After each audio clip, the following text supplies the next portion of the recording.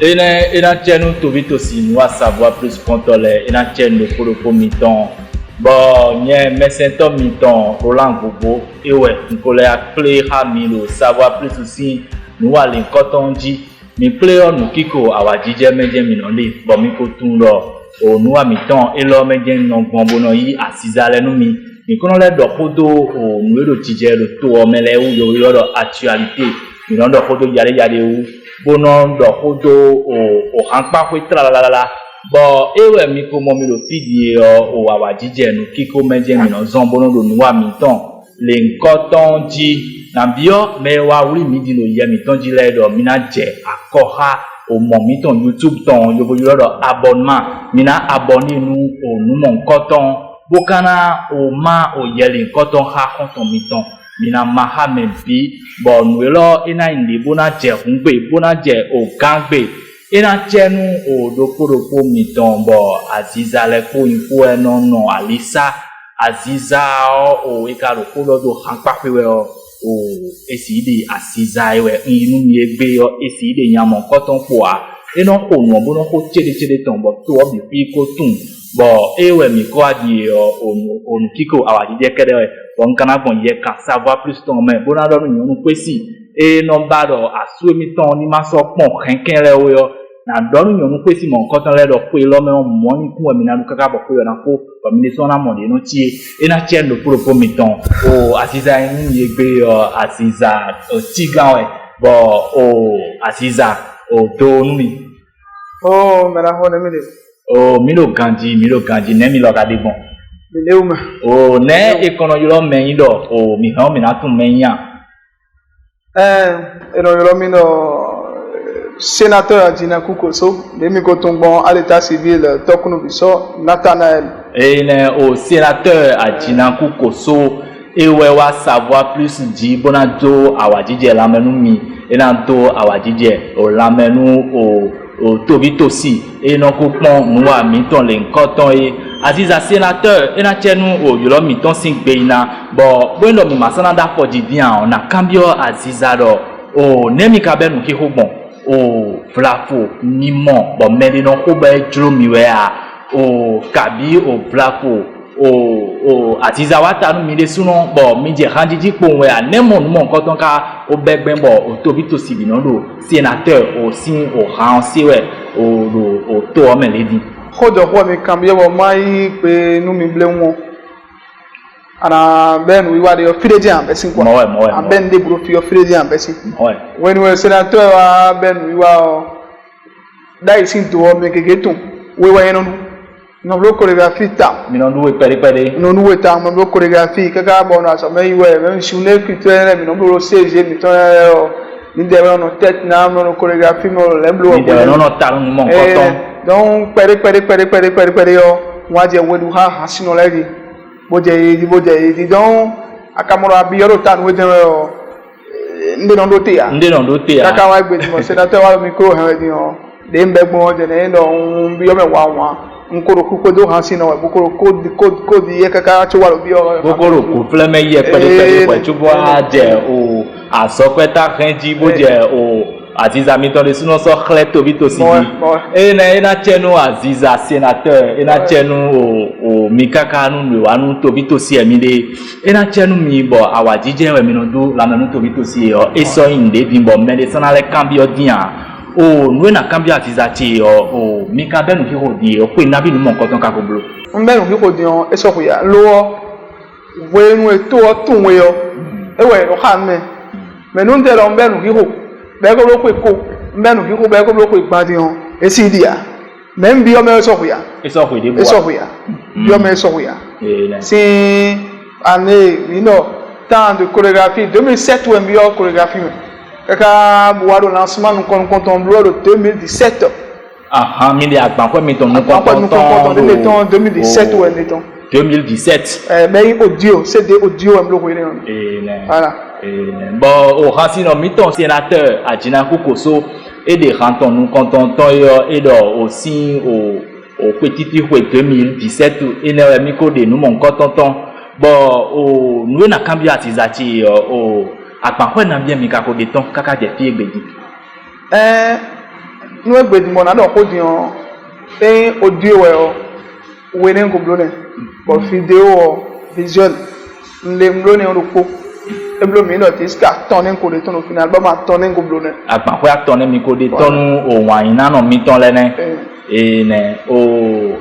sénateur Adjina Kukoso Nwamon Atizale nkoto le o de mi ko tun gban do savoir plus si no aji o awaji je nu kiko eno inu mi bo evivinu mi tambo ndo mo mi bo wuri do yele nkoto nji lo o Hamilton on PVCC e non PVCC nu mi e non PVCC nu tobi to si di pi bo o Hamilton de tin bimbo o ye no do kiko do pa bi nu peno le ji bo o han e lo do opinion au ras mon coton, ça va plus si nous à coton les mi bobo no mi pon mon coton kweli.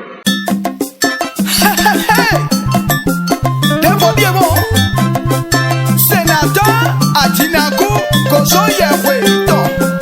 Menu eto di dodo ofi mayon le mi tete nu ma. Menu eto di dodo. Aizano roje jope to kaka. Ya ene o me de bije. Ya ene o me. C'est bonise in l'ordre président Roger Aizano Roger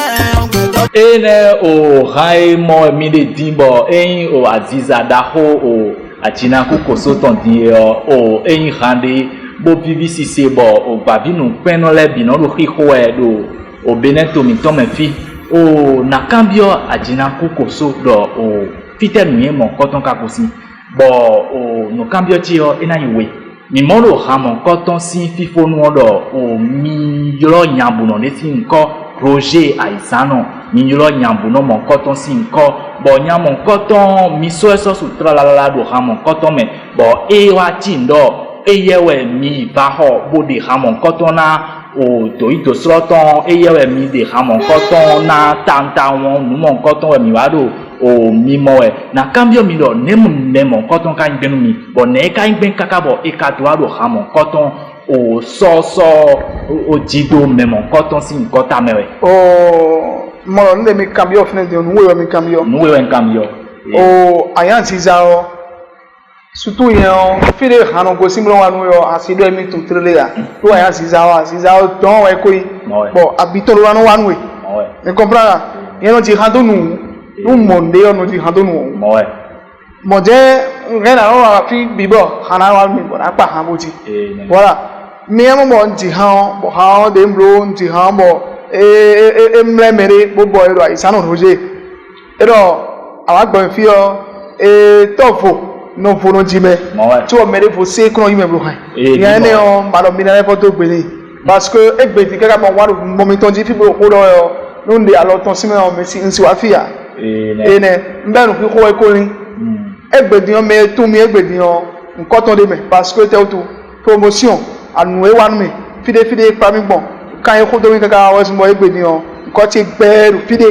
e mo ra me le ile bro to o me don na gbon ye ka mi to me fi bele to gbe ni bro ma o kan e bo ti aro ton laga brande la me si en kun sinagbe o ena chenu hasino Adjina Kukoso ena chenu nya o buno mon coton tra la bo egbon ye ka lo me egbon savoir plus si no mi ton le coton di bodo gbedonu o nyaton o Roger Aizano e do gbenu me mon coton bodo gbeni to ido sloton o ngo igbe boko to ni nwe me ere o ya buno Roger Aizano o pito e Adjina Kukoso e lo pe mon coton do no do no mi ton savoir plus di bon nous kon ye mi de do no mi ton le coton di bon na bio Adjina Kukoso do ante kan hai o waina no mi ton le o ye no ya o ji bleble ante kan hambo e yon senu ye tralala do ham ton le me egbe dion hande ndo ha we ya me presque hante le no yin wana me keke hante le no yin wana hante le keke tam me egbe dion ji hande bono meji ya ege na wa idokun no gbe me fi o me de ma ko me de o ayi ron gbe o me aka ma vo gbokuzu wewe no buzu wewe ode me de na no gbe we no to alo se ma we ti to ton voilà ene o ramon coton e khare bolo PVCC no o tobi tosi lo meji ya yo e khena idokun no yo we ne o onuyen we bo Adjina Kukoso e so kule tobi tosi bo e inde bo PVCC town e na chenu mi o Adjina Kukoso o na d'accord o no cambio l'incoton dia o mi me hansino le o kanfra so aton o nyonwo e no bon khikado minya bonne o mi de kono to mi le gben bo mo je o modido o nyonu ko khado peto bo e ko lo nyonu don pe we nemika no to mi le gben bo mo kono je modido mo koton me a mi ka do asido for ça oh hojo ko mi cambio oh bien vrai a matin hansino a mo yonu ma dasi donc akadwa akwaru wede so na cho wede mo kaka bo yin hansino egbo fi yo nu yonu e ko yen ko essence no yonu e tun le bi fi yo bi gonje na do na ido edo mo ha o mina mo mi fi egbe o bi mo lo e do atangbero agbe mi do e yo bi kun da gbe ne bo le bo mo ye kamito bo do ko no mawudo ti de mi le fi egbe yo sénateur sọ́ọ̀sì wà lọ́wọ́ ẹgbẹ̀dì jàyé gbèdì mọ̀ mìíràn jẹ tó jẹ́ mìíràn àbápò wa erofine omi tó pẹ́rù máa wò. nẹ́bọ̀ o sénateur o mikun sọ́ọ̀sì yìí o sọ ìrọ̀nù o sẹ́ ọ gbébọ̀ mẹ́ nájẹ̀ tó mi tán mẹ́yọ kí mẹ́mọ̀ nǹkan tán lé ìbápò o hàn sínú mi tán sénateur èrònú mọ̀ nǹkan tán lọ́wọ́ ẹ̀bí ẹ̀nà tẹnu o hàn sínú mi tán àjìnàkú o kò so bọ̀ nùwé nà kábíọ̀ hàn sínú tiwẹ̀ ńlọ o hanjijo kpɔ milo o hanjijo kpɔlixa o hansino yɛ to ko tun we de vlafo mikoro kpaɖe yɛ vlafo bona dende tɔxa o hansino yɛ to ko tun we de vlafoa. Nous comprenons que nous avons dit que nous avons collaboré avec les artistes au moins nous avons commis par exemple.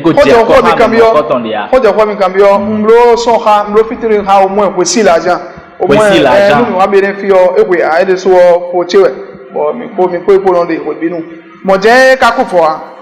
photo ma aussi on pour nous mettre pour et tu le ma ou dire on me t'amener bon des fois dans les home. Bon gamole ne on me tite si me on me tite queabo tout au bout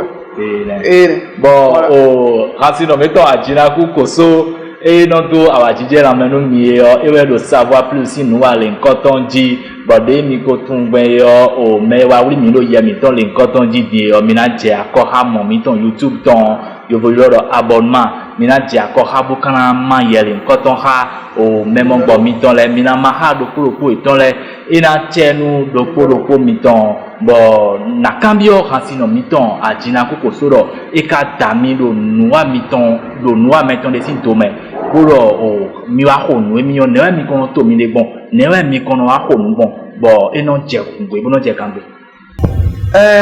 o nkodo ko mi cambio no mere iro mi egbe mi lo senator no ba we ba ho mi an ho mi o de mi no ko blogbon de no ko blogbon no yen de no ko do ti to me te gbon e je no ti me mi aso mo we bon do me pẹ̀tọ́ ká hẹ́nà yọ ẹgbẹ́ parent to pẹ̀tọ́ hẹ́nà yọ ẹgbẹ́ ko parent to donc e condition no nsi do mi na ti me bi gwi do fi pepepepe bo mo e ngbe o yi mo a pẹ̀tọ́ hẹ́nà de ba yin e tinu e kun a bo ka se mu ki ko to be je ton ni e ro numero ti o na do ko fe e na bo o me ka babona da ajinaku koso do o anniversaire ton sinu adome o do nu aton da ko de sin to meyo alo kante ka hena kuku bona yulo o nya o ajinaku koso bo ina do awajije la menu o memo koton alo ka do ko de di mi hemina yulo bona mo mi gbo mi hemina yulo 66 95 21 07 eni ola WhatsApp ti asonoko kabi 94 99 50 85 mi ro ni mo appelle MTN on WhatsApp e na bo medu ajinaku koso ba medu o rasino miton le nkoton ba we yo mi huhu alo kan mo nkoton e ko yin yo lo sonu miton bo ena chenu nu wa savoir plus pontole ena chenu mi bona le chenu mi to ito sroton o na bio rasino miton ajinaku koso do mina di ran ko nu wa savoir plus pontole bo yena si ran be miton lomi bonando jawa na pedi lo nu wa miton le nkoton ji onuwa lo emission osego mauna mbologo nko ijena ndo onili savoir plus si pele ho